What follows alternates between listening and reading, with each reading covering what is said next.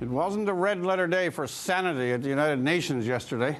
Muammar Gaddafi, in particular, put on a performance that would have stretched credibility even as a Saturday Night Live skit. In 93 minutes, the world will never have again, thank God.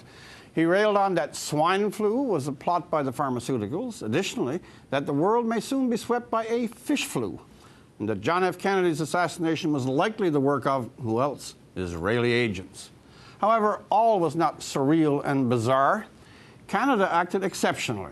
It announced that it would be boycotting the speech of Iran's dubious President Ahmadinejad variously for Holocaust denial, for the jailing of one Canadian journalist, the death in prison of another, and perhaps more generally for the travesty of the elections held there recently and the vicious put-down of the huge protests that followed them.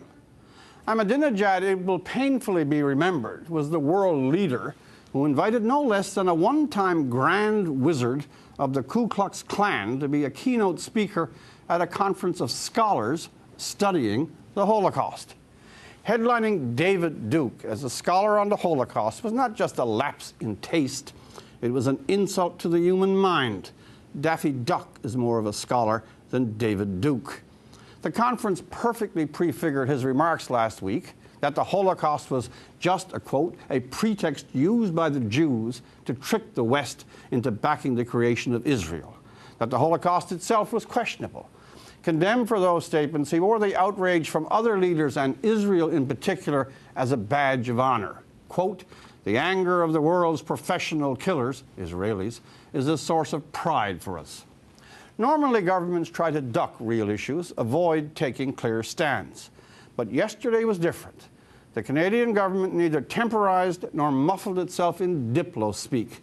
It announced it would not attend the rant, set an example for other countries, and was a rare voice of brave lucidity in rebuking the detestable assertions of Iran's president.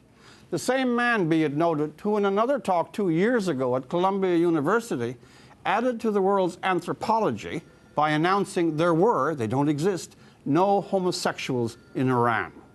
It was a really good speech to stay away from, with its replay of that oldest of hateful anti-Jewish bile, of the sinister web cast by the Jews over all aspects of the world. Can it be the 21st century in which these words are spoken in a world forum? He said, it is no longer acceptable that a small minority would dominate the politics, economy, and culture of major parts of the world by its complicated networks and establish a new form of slavery to attain its racist ambitions, unquote. The protocols of the elders of Zion fester on in that sentence. Gaddafi we may partly excuse because of his irredeemable absurdity.